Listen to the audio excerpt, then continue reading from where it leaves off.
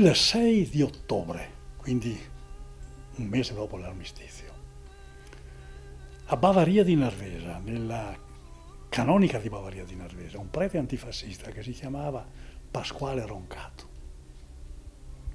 ha ospitato nella sua canonica il primo incontro di uomini che provenivano dall'esercito e dalla politica, e è nato il primo nucleo là del Comitato di Liberazione Nazionale, provinciale e anche regionale. In quella occasione io, assieme con altri 4-5 ragazzi giovani come me, qualcuno studente, qualche altro contadino, qualche altro operaio, abbiamo fatto la guardia attorno a questa canonica, lontani dalla canonica naturalmente, ma dove c'erano gli incroci delle strade che portavano alla canonica, per dare un certo senso di sicurezza a questa gente che stava discutendo.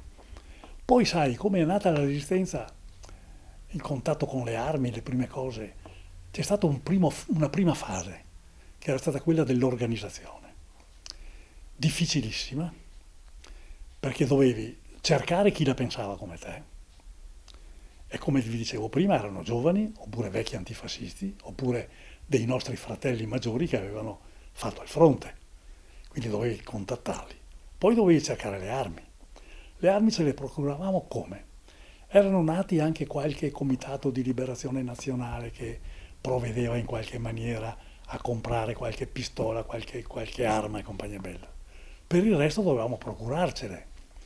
Una delle fonti dalle quali lo procuravamo, i fascisti avevano organizzato la guardia lungo le ferrovie con dei vecchi fascisti. Noi poi li vedevamo vecchi, ma magari erano uomini che avevano 50-60 anni. Li armavano sti poveri vecchi che non avevano nessuna voglia di fare la guerra perché erano stufi anche loro, e facevano la guardia lungo la ferrovia perché non ci fossero sabotaggi e compagnia bella.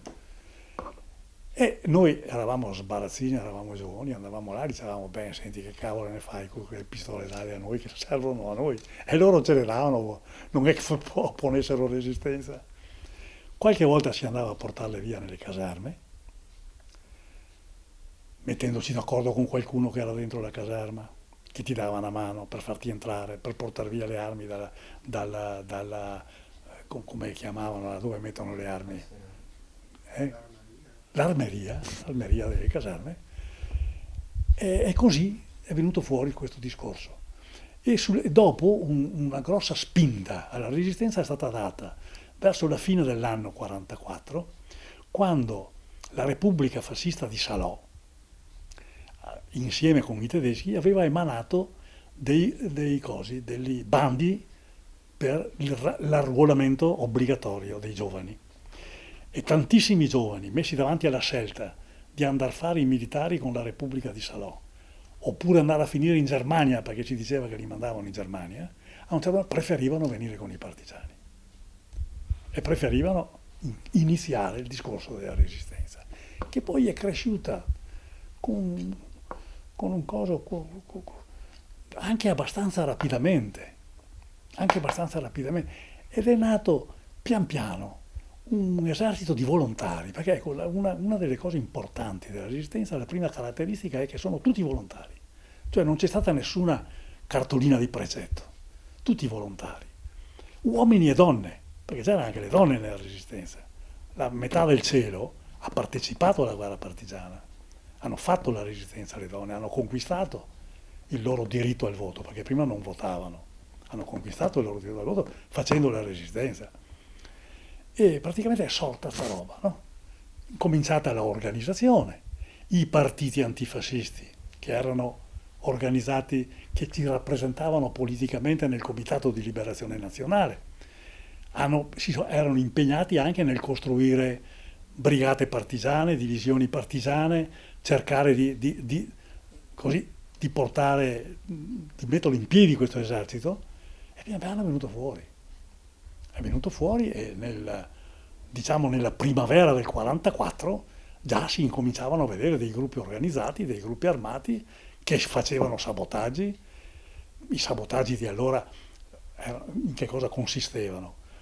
Una delle prime cose che facevamo era quella di andare nei comuni a portare via le liste di quelli che dovevano essere chiamati alle armi e portare via anche le liste dei contadini che dovevano versare all'ammasso le derrate militari, perché allora c'era l'ammasso, il contadino che produceva il grano turco, il vino, eccetera, doveva portarlo all'ammasso, il quale ammasso poi lo distribuiva a tutti attraverso le tessere annonarie. Ogni cittadino italiano aveva una tessera annonaria dove si diceva che poteva comprare 3 etti di pane, 50 grammi di zucchero e compagnia bella, c'erano le tessere annonarie. E c'era l'ammasso obbligatorio.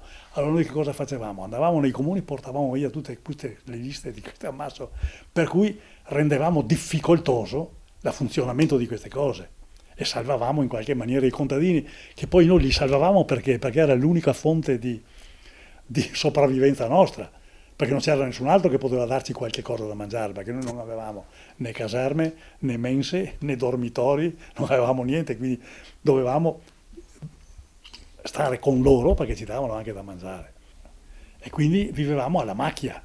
Vivere alla macchia è sempre una roba difficile, perché quando arriva la sera dice, beh, dove vado a dormire? Uno ha il sacco a pelo, dorme nel sacco a pelo, un altro va nella stalla del contadino, che gentilmente, rischiando, perché rischiavano anche loro, perché se beccavano un contadino che alloggiava dei partigiani bruciavano la casa, quindi oppure va dentro in qualche posto, si trova il posto, la casupola. In Cansiglio c'erano i posti dove i contadini lasciavano gli attrezzi agricoli, ed era quella la situazione. Mangiare quando c'era un gruppo abbastanza grosso, aveva anche il cuoco che faceva qualche cosa, ma qualche cosa significava, io non so, per farti un esempio, una volta era stato catturato un camion di riso e c'era il riso bollito con un po' di lardo, questo era il pasto, che andava benissimo perché quando c'hai fame mangi tutto. Dopo un mese che mangiavi il riso col lardo, il cuoco doveva stare lontano perché c'era qualcuno che gli diceva, a sto punto o la smetti o cuciniamo te, perché siamo stufi. Ma comunque era questa la situazione, no? Quindi difficilissima e oltretutto l'uomo alla macchia sa che praticamente se viene preso, bene che gli va, lo fucilano, se no lo impiccano, e se a un certo momento caschi in mano a qualche aguzzino, si diverte anche a torturarti perché vorrebbe farti diventare la spia dei tuoi compagni. Quindi, sai, erano anche prospettive abbastanza brutte. Sai, no, i rapporti con i partigiani sono stati, vedi, anche qua devi calarti nel momento che era sta roba. Allora, tu capisci che un gruppo di persone, piccolo, grande, anche più grande possibile, che praticamente rischia la vita dalla mattina alla sera, trova una coesione che sembra quasi impossibile a gente che non ha vissuto quella cosa, ma tu quando vivi assieme con delle persone che sai, hai la certezza, che se per caso ti capita qualche cosa non ti mollano, perché in noi non c'era il minimo dubbio che se uno rimaneva ferito venisse abbandonato, perché doveva essere salvato, che se a un certo momento c'è qualche cosa da fare, la fai assieme, si crea un legame che è quasi un legame gemellare fra i gemelli, ostia. Perché se ragioni alla stessa maniera, pensi alla stessa maniera, rischi alla stessa maniera, cioè sei veramente in ballo tutti. Quando si dice siamo tutti sulla stessa barca, là era veramente tutti sulla stessa barca. Poi ci sono stati anche degli episodi dolorosi. Qualche partigiano catturato che è passato dall'altra parte e che è diventato nemico dei partigiani. Per esempio le Brigate Nere di Treviso hanno avuto 3-4 personaggi che poi sono stati fucilati alla fine della guerra, proprio perché sono dedicati dopo a torturare i partigiani che loro conoscevano. Per esempio c'era uno che si chiamava Mina, che era di Col San Martino, Mina, Lince, Tarzan, e dopo c'era l'ufficiale, un Coassin, erano 3-4, che erano stati catturati dalle Brigate Nere, bastonati a sangue, eccetera, avevano mollato, non avevano resistito fino alla fine, erano passati dall'altra parte. Erano diventati preziosi per le Brigate Nere, perché conoscevano i partigiani e quindi a un certo momento erano diventati delle spie. Ma ripeto, nell'insieme c'era un legame fra quelli che rischiavano le stesse cose, c'era un legame che era veramente un legame indissolubile, quasi, ripeto, quasi gemellare. Sai che i gemelli a un certo momento soffrono le stesse cose, si ammalano alla stessa maniera. Ecco, era la stessa cosa. Mia famiglia era sovversiva anche io, mio padre era ferito di guerra nel 18. Ma vedendo tutto quello che bruciavano case, distruzioni e fame, c'era fame a volontà. Mia madre, mio padre aveva 5 figli e c'era poco da mangiare lì, e c'era poco niente. E allora questo qui era il comandante che comandava la brigata Tolot, mi ha detto, dice, vieni con me, perché era vicino della casa mia lui. È stato lui un mese rifugiato sotto. Io ho bisogno di te, ho detto vieni con me. E facevo la staffetta con lui, poi ho sempre stato con lui.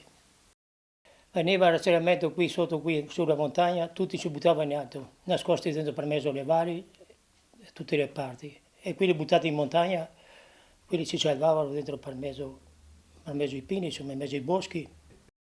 Siamo partiti dal piano delle femmine verso le 10 della notte, nel mese di marzo, primi di marzo è stato.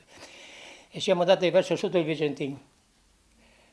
Lì siamo andati lì non c'era niente a terra, né foglie, né fieno, né niente. C'era in 7, si buttava una coperta in terra così, e 2 coperte sopra, 3x3, e si dormiva lì. La mattina vado fuori di guardia, no io, è andato fuori era un coso, uno licese, uno da Lecce, sì, era a fuoco, mi ricordo. È andato fuori, quando è andato fuori, su una guarita così, su un costone così, la stalla era qua dentro, sul costone così, ha sentito giù, veniva giù il Vicentino. Tutte le armi di accompagnamento sentivi tutto un disastro, perché lì era il 7º, i 3 battaglioni da Torata erano qui sul piano delle femmine, qui verso sopra le Vine, e là dentro aveva il 7º, aveva 2 battaglioni del 7º. Siamo ritirati sul bosco, noi abbiamo cambiato ancora posizione da quella parte lì, siamo andati a dormire a notte, all'altra parte ancora.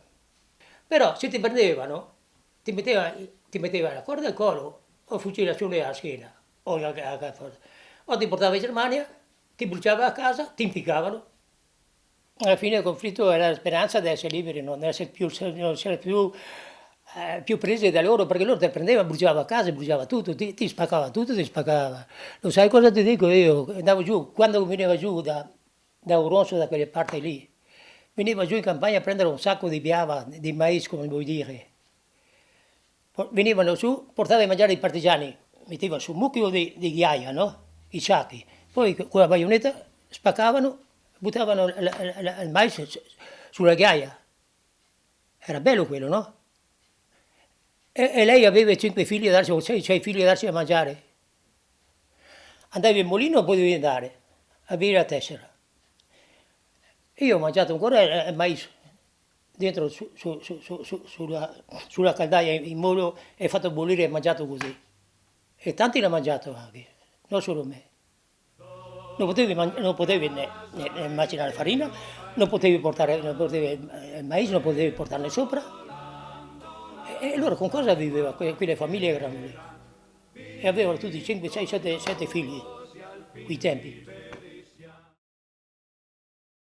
Sono partito con tutta quanta la carovana, che eravamo quei muli, che avevamo sequestrato mule ai fascisti, sempre di qua siamo andati su in montagna, dove? Sopra Miane, a Salvedea, c'era la brigata Mazzini, marinaio, avevo la barretta da marinaio, era il vicecomandante della brigata, mi fa, perché là non c'era il nome e cognome, non ci conoscevamo no, di nome e cognome. Perché? Perché non potevamo, perché avevamo un nome di battaglia. E io mi sono messo il nome di battaglia Prora, che sarebbe la prua della nave, e mi chiamavano Prora.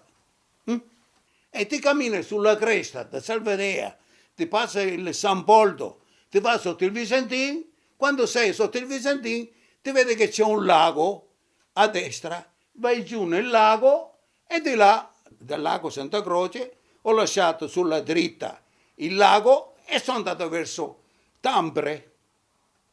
Da Tampere sono andato in Cantaglia, la Cantaglia che porta dove? Verso la Palantina. Dopo la Palantina c'è il cavallo. Pensate voi altri che io sono partito da Salvadea, da Valdobbiadene, sopra Valdobbiadene per dire, e sono andato fino quasi quasi sopra Pordenone per dire, la Palantina si trova all'altezza dei Pordenone. Là ho trovato il comandante di divisione, mi hanno dato, avevo una lettera che era una velina, mi hanno detto, sta attento, se ti dovessero trovare i tedeschi, i fascisti o i tedeschi, la devi mangiare. È una roba che era scritto, era un messaggio scritto che io eventualmente dovevo mangiarmi questa velina qua. Non è successo. Però sono arrivato. Là in Palantina ci sono arrivato. Ci sono arrivato e mi hanno detto, ma come cacchio hai fatto arrivare fin qua? Il comandante di divisione. Però ora ha detto, sei un eroe arrivare fin qua. Da marinaio mi ha detto, così. Mi hanno dato una pistola di carabiniere del 1700, che non so che pistola era, una Colt, con 5 colpi, ogni pallotta era proprio come un dito pollice, così, 5 colpi, che dopo ho sparato i 5 colpi e ho buttata via la pistola. Mi ha detto, se per caso tu dovessi trovare qualcuno, quel fascisti, che ti prende prigionieri, sparati, mi ha detto. Non finire nelle mani di loro perché ti torturano, perché tra l'altro avevo i capelli lunghi ormai, mi conoscono subito. Vabbè. Di là, da Solighetto, è cascato un aereo qua a Vittorio Veneto, una fortezza volante. Dato che mi ero di marina, ero come cannoniere, e della categoria cannoniere, tu che sei mezzo cannoniere, va a vedere se ti trova qualche arma là su sto aereo qua. Sono partito con una squadra, che non ero caposquadra io, non ero niente allora, ero staffetta. Ti caposquadra ti va e ti va a prendere. E sono andato qua, in cima alle mire qua, e ho trovato la mitragliera. L'abbiamo smontata, ce la siamo caricata e ce la siamo portata a Solighetto con tutte quante la brandoliera era una mitragliera da 20 millimetri, erano proiettili così grossi, e eravamo una ventina di noi e abbiamo portato questa mitragliera a Solighetto e l'abbiamo montata a Solighetto. L'ho montata io perché ero io che facevo più o meno tutto su una mussa, diciamo una mussa qua, una slitta di quella contadina che porta il fielo. Allora con un poco di corde, abbiamo legato questa mussa, sono arrivati i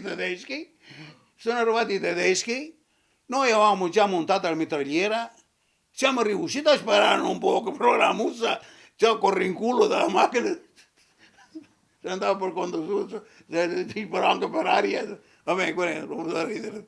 Io ero un antifascista. Sempre stato, perché eravamo di famiglia antifascista.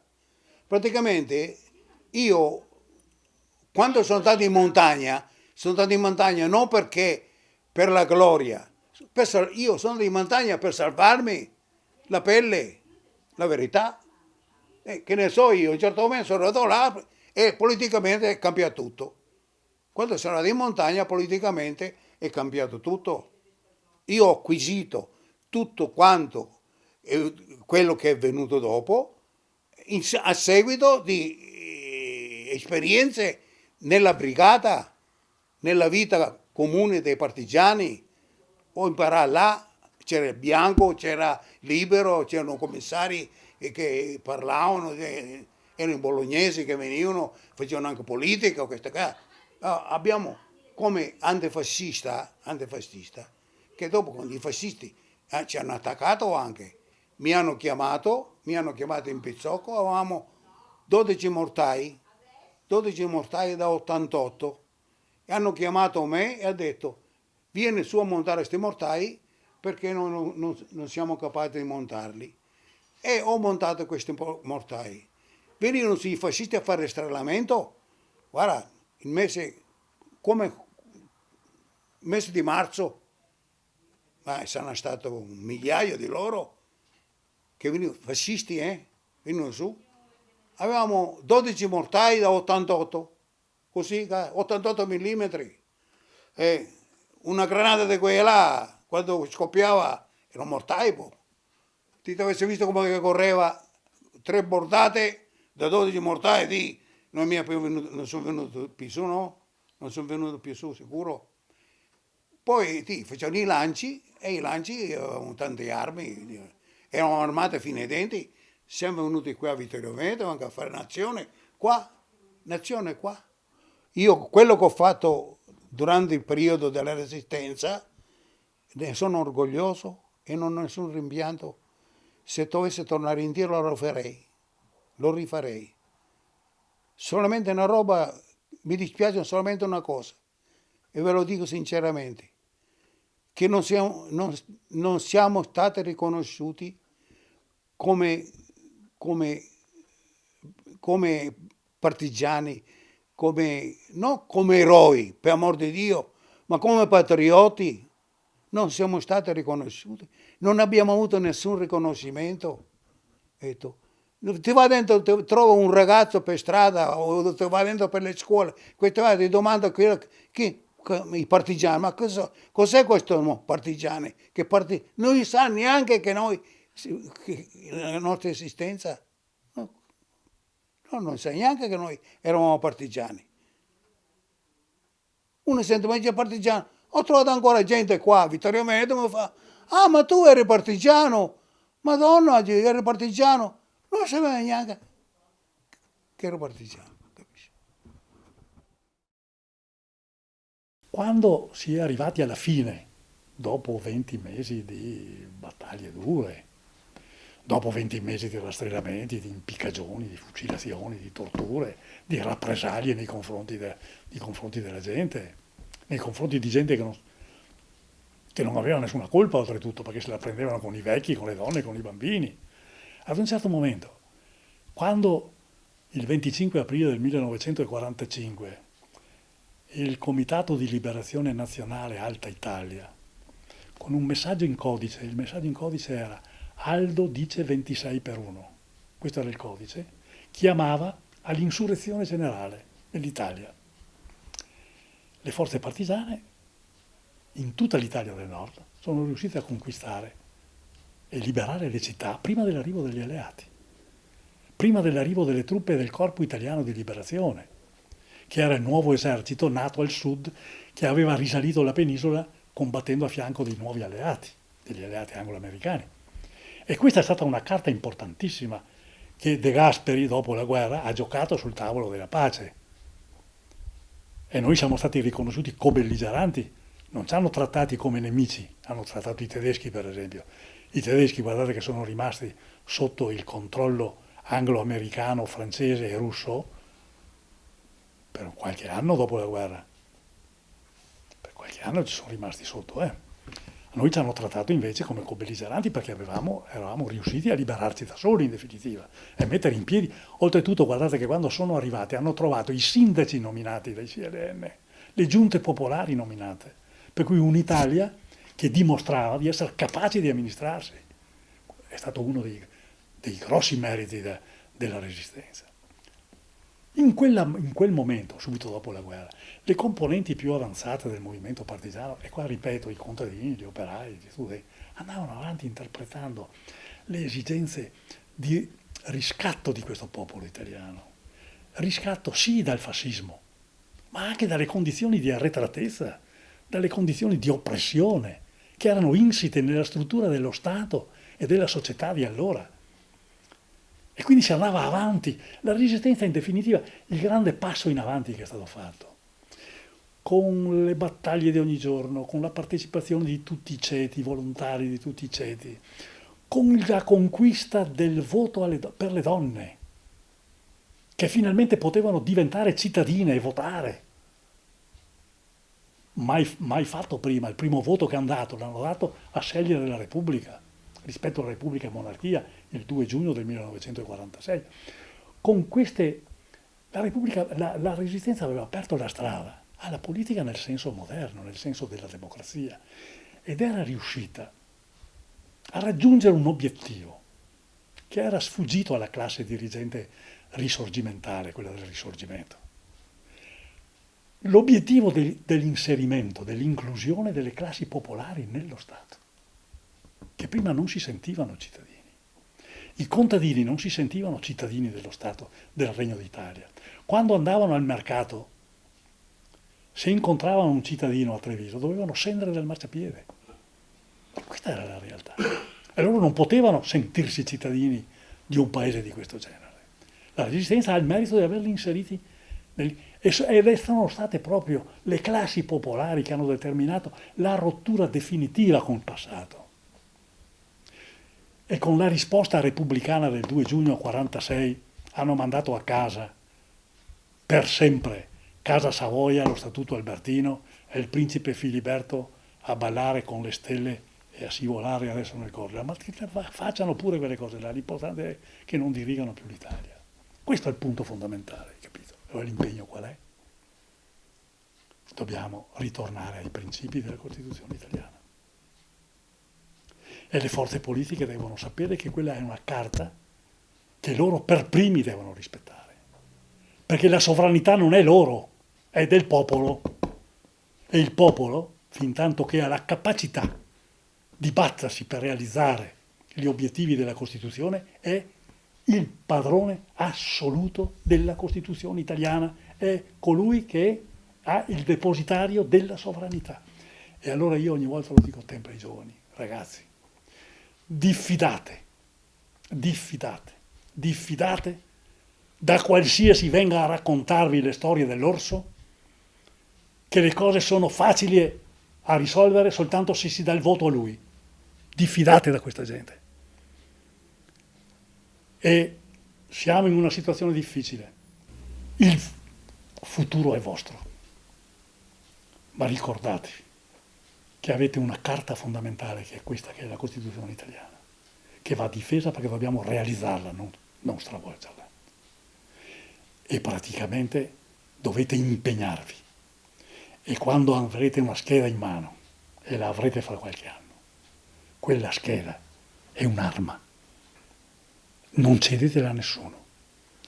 È l'arma che vi difende, che difende il vostro futuro. E dovete incominciare ad operarla bene quell'arma, scegliendo gli uomini giusti e imponendo a questi 4 mandarini che ci comandano oggi, che vorrebbero ancora un'altra volta mandarci a scegliere uomini indicati da loro, che la sovranità è vostra e che avete il diritto di scegliere voi, senza che nessuno ve lo imponga, il deputato che vi fa piacere. Perché potete dopo controllarlo e ridarle la fiducia oppure toglierla. Questo non dovete mai cederla a nessuno. Diventate in questa maniera cittadini di una Repubblica democratica.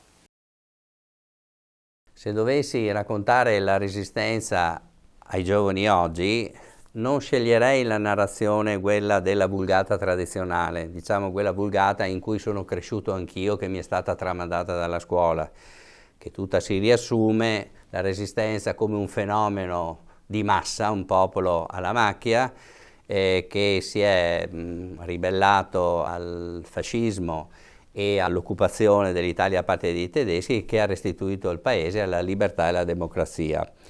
È una narrazione che naturalmente ha degli aspetti che sono veritieri, corretti, però è anche una narrazione che è omissiva di altri aspetti e quindi in un certo senso risulta un po' retorica e anche datata, perché non contempla alcuni aspetti, fatti, motivi che esulano, cioè che vanno fuori dal quadro generale. Faccio un esempio: l'adesione dei singoli al movimento partigiano. Spesso ci è stato tramandato che fu un'adesione ideologica, cioè motivata da ragioni politiche. In realtà noi sappiamo da studi recenti che fu spesso un'adesione esistenziale dovuta al tentativo o al desiderio di salvare la pelle. Poi l'unitarietà dei desiderata e delle varie componenti della resistenza. Noi sappiamo che non c'era unitarietà, spesso ci furono delle frizioni che culminarono anche in scontri feroci. Voglio ricordare anche l'esempio di Porzus, dove abbiamo uno scontro tra partigiani di una formazione, lo Sopo, con partigiani della Garibaldi Friuli. Poi potrei anche dire il carattere anche di guerra civile di questa contrapposizione che abbiamo avuto tra il 43 e il 45, che spesso è negato da una certa, diciamo, componente partigiana. La corretta narrazione, secondo me, della resistenza da tramandare alle nuove generazioni deve essere innanzitutto antiretorica, cioè intanto farsi carico di riportare le cose come esattamente sono accadute, di evidenziare quelle che sono le tortuosità, i difetti e le ombre del movimento partigiano, senza peraltro sminuire la sua rilevanza in termini di impatto bellico, ma anche in termini di promozione dei valori morali e civili, quali la libertà e la democrazia, valori che sono alla base del nostro sentire quotidiano e che rendono possibile la pacifica convivenza. Chiaramente non c'è più da mettere in discussione chi era dalla parte giusta e chi era dalla parte sbagliata. Lo abbiamo visto che naturalmente c'era una parte che lottava per la libertà e la democrazia e gli altri, sia pure in buona fede, ecco, per un senso dell'onore, eccetera. Queste sono le motivazioni personali, però le motivazioni generali si sono schierati con uno Stato collaborazionista dei tedeschi, che era uno Stato antidemocratico, uno Stato fascista. C'è uno iato tra la prima resistenza, quella del ventennio, e la seconda resistenza. L'antifascismo spesso è stato sbaragliato qui in Italia, non c'è un collegamento con le nuove generazioni. La resistenza nasce con le nuove generazioni che sono nate sotto il fascismo ma che approdano all'antifascismo perché si sono resi conto dall'esperienza della guerra che cosa era il fascismo. Era una bufala, ti aveva raccontato delle cose che non c'erano più. Era una minoranza di persone che si è impegnata, che ha dimostrato che anche l'Italia non era fascista, non era tutta fascista, che si è redenta in un certo modo, che ha dato un contributo e questo è pesato, per esempio, quando siamo andati a fare le trattative di pace, perché il nostro paese ha avuto la possibilità di scegliersi la forma repubblica o monarchia, ha avuto la possibilità di fare libere elezioni. Non tutti i paesi che hanno perso sono chiaramente con dei condizionamenti, perché l'Italia ha sempre avuto dei condizionamenti, quindi è stata una cosa importante. E è stato un fenomeno minoritario, anche il Risorgimento è stato il progetto di una classe politica, le plebi per esempio, le grandi masse contadini sono state escluse. Diciamo che la resistenza è riuscita, ecco, rispetto al Risorgimento, a coinvolgere anche vasti strati della popolazione che, diciamo, nel Risorgimento non erano stati coinvolti, perché qui abbiamo, anche se andiamo a vedere lo status sociale, le condizioni di questi resistenti anche delle nostre zone, era gente semplice, muratori, operai, contadini, insomma, però che sono entrati, va bene, lo hanno fatto anche per salvare la pelle, però è stato importante perché è stata una scuola di educazione civica, secondo me, quando sono usciti da questa esperienza, sono usciti arricchiti e questo è stato fondamentale poi per la costituzione del nostro Stato repubblicano. È stata una cosa importante la resistenza perché al di là di tutto ha permesso a una vasta parte della popolazione che non aveva mai partecipato alla politica, che non aveva gli strumenti, cioè di avere degli strumenti. Tu sai che nelle formazioni c'erano i commissari politici, ecco, questa figura strana che non in tutte le formazioni.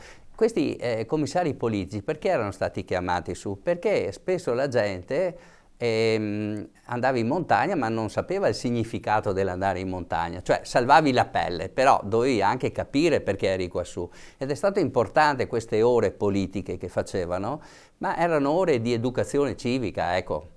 ore di educazione civica in cui hanno formato tutta questa generazione, e pur gente che aveva la quinta elementare o la terza elementare, a un certo punto alla fine si è trovata con degli strumenti per capire la realtà e anche per partecipare.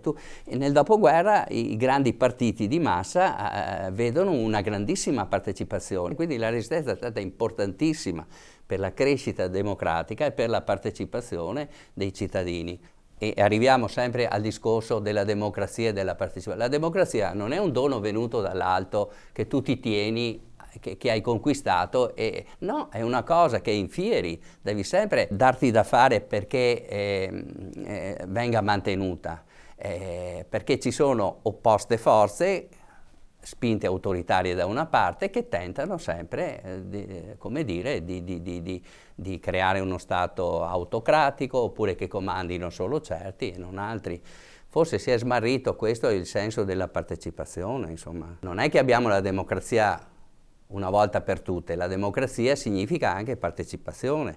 Io devo, partecipare, essere protagonista di questa democrazia perché sia tale. Non è una cosa che perché l'ho avuta rimane sempre. Lo vediamo con i populismi, con i tentativi autoritari che riscontriamo in giro, che mettono proprio in crisi la democrazia.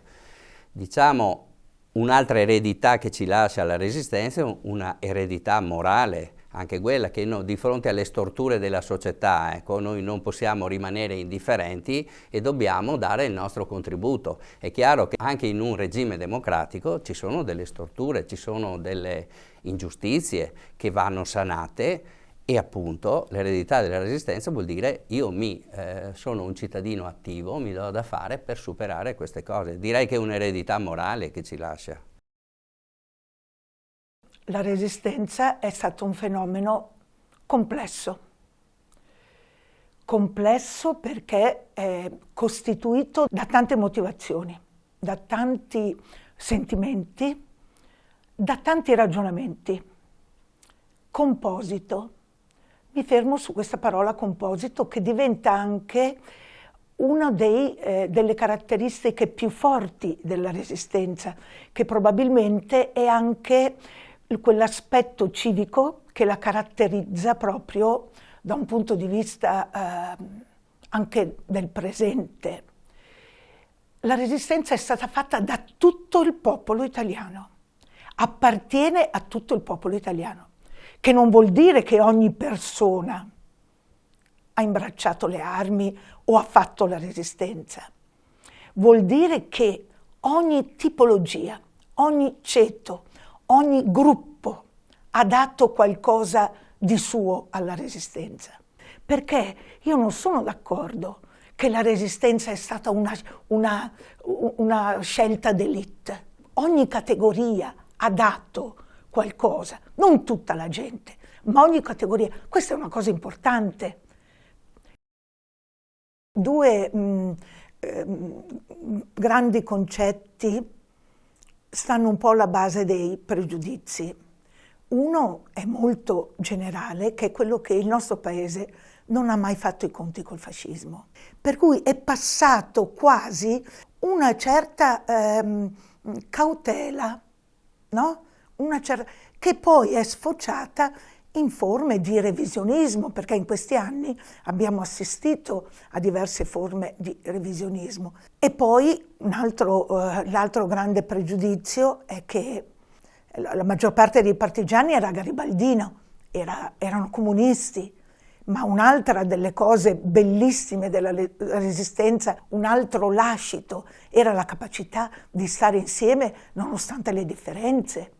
I partigiani erano di qualsiasi opinione, anche quelli che non le avevano le opinioni, perché sono andati in montagna tanti giovani che proprio non avevano neanche un'idea di che cos'era la politica, di cosa voleva dire cambiare, eccetera. Eppure sono riusciti a stare insieme.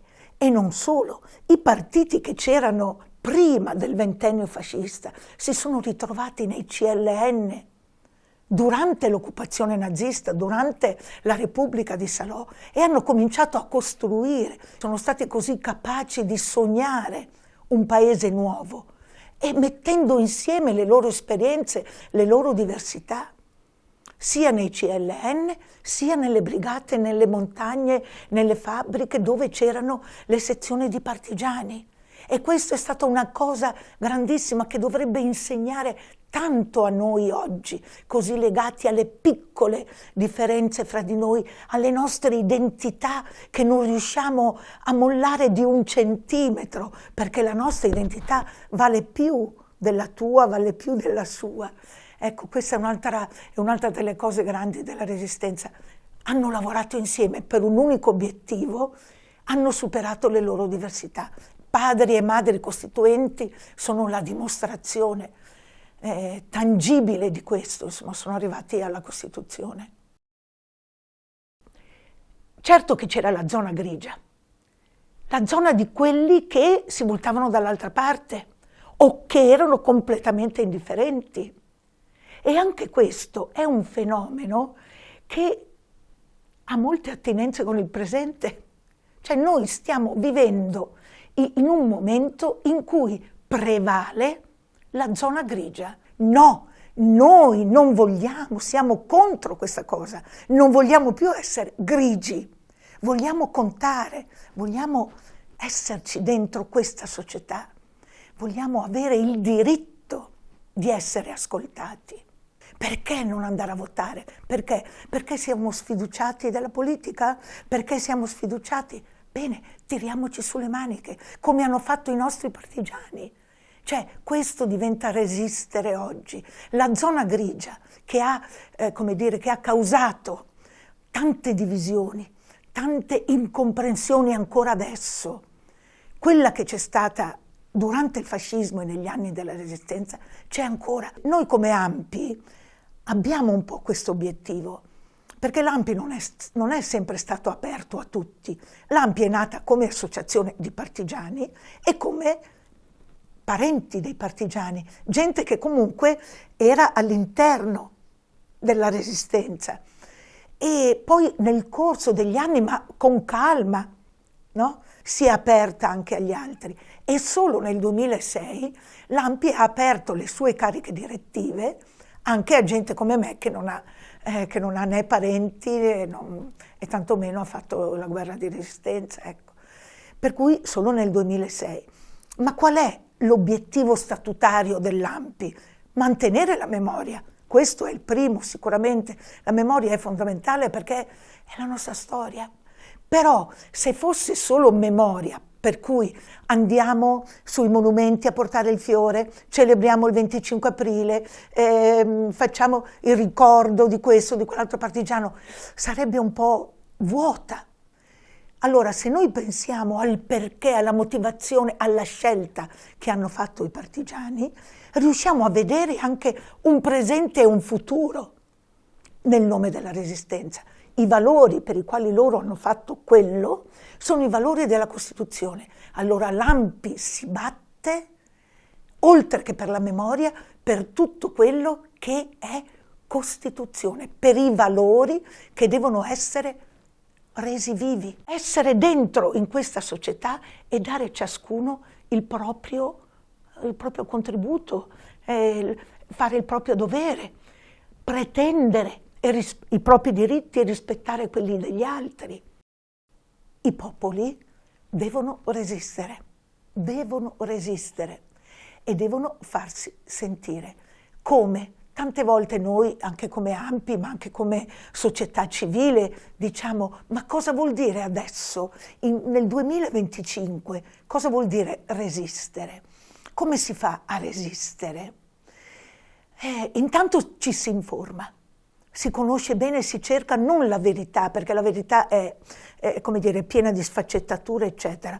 Si cerca di conoscere il più possibile un determinato fenomeno.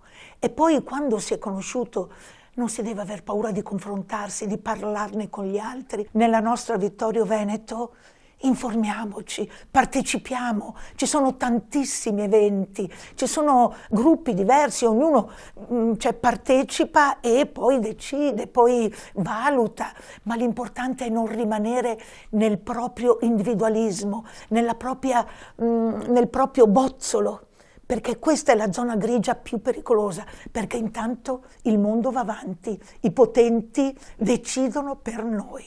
Noi dobbiamo prenderci il nostro destino e trovare il modo